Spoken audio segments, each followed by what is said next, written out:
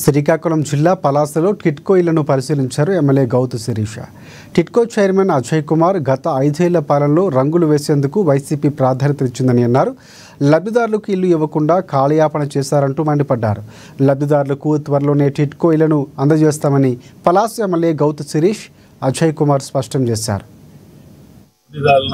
Municipal శాఖ martial Narayana గారి దృష్టికి, అలాగే ముఖ్యమంత్రి చంద్రబాబు నాయుడు గారి దృష్టికి, పవన్ కళ్యాణ్ ఉప ముఖ్యమంత్రి గారి దృష్టికి కూడా తీసుకెళ్తాం. ఇవన్నీ ఇటువంటి సమస్యలు తీసుకుంటా ఇవాళ ఈ ప్రభుత్వం సుపరిపాలన పేరుతో టిట్కో గృహాలని ఖచ్చితంగా ఎవరికైతే లబ్ధిదారులున్నారో, ఎవరైతే అర్హతదారులున్నారో వాళ్ళకి అందజేసే విధంగా ముందుకు అడుగులు వేస్తున్నది.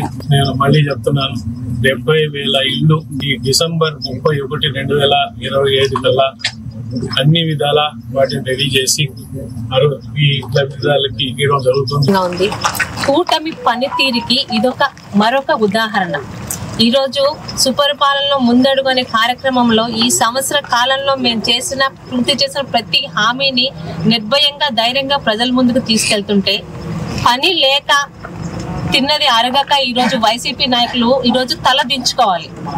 మీ హయాంలో కనీసం పనికిరాని రంగులు వేసి దానిలో ఒక్క పని కూడా చేయకుండా, పైగా టిట్కో ఇల్లు మీకు రావు, టిట్కో ఇళ్ళకి డబ్బులు కట్టిన వాళ్ళు వెనక్కి తీసుకోమని ఎంత మందిని మోసం చేశారో, మోసపోయిన వాళ్ళు కూడా ఈరోజు ఆలోచించాలి.